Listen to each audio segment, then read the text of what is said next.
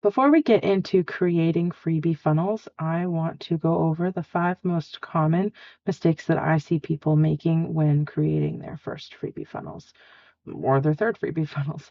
But these are things that I see often that we are going to want to avoid and learn about ahead of time so that we just don't do them when we start building our own. Hi, I'm Jess with Elevated Operations, and I help people learn how to build funnels. And check out the link below if you want to learn more about how I can help you. All right, let's just dive in. So there are 5, as I mentioned, and the first one is for a freebie funnel, you don't need it to be super long. Sometimes I see really involved sales page length freebie funnel opt-in pages. Um, a lot of times, if people are there to grab your freebie, it's because they saw a link to it in a blog post, or there's already been some convincing to get them to click on the link, to get them to where they are on that landing page.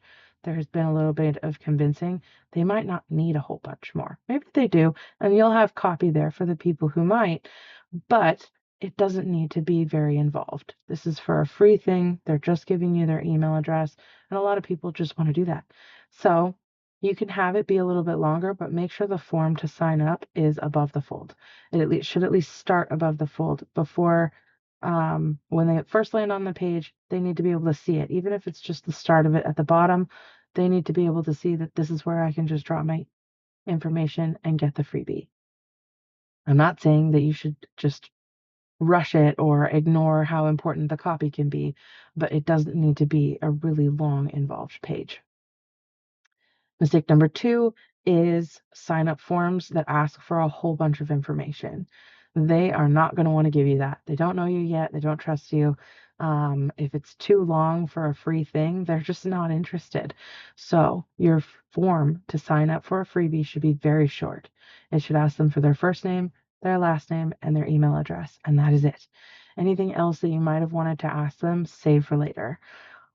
A couple of like exceptions that we might see are if it's a quiz, obviously that form's going to be longer. Though you should still have the basic form before the quiz starts to get going on the email address and the name. Um, Keep it simple. Don't ask them for their family history. Don't ask them for anything. They just want the free thing, name, email address. The third thing that I see is skipping the thank you page. The thank you page is really valuable real estate. And uh, for one thing, it tells them something happened. It sends them to a new place, and that tells them my email address got accepted and I'm going to get the thing. If there's no thank you page, people can get confused and maybe not be sure that anything even happened. Maybe feel like they have to try again, or honestly, they'll probably lose interest at that point.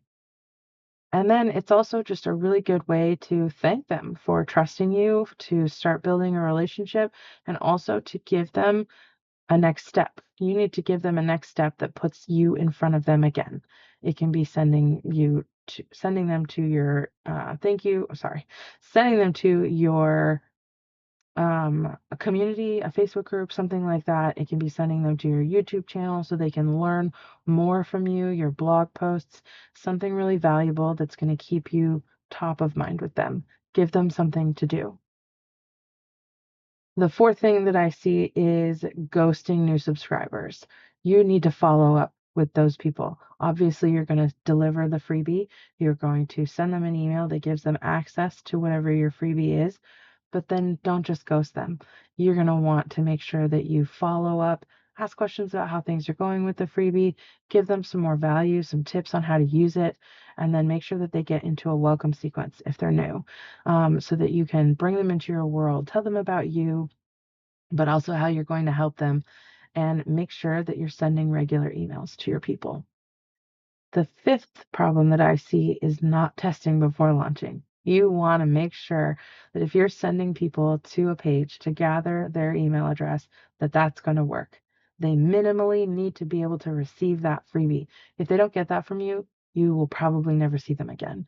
So it's just a waste of your time, and it's something that you can fix really easily by just testing it. Make sure you test it, make sure somebody else tests it, and that it works for them.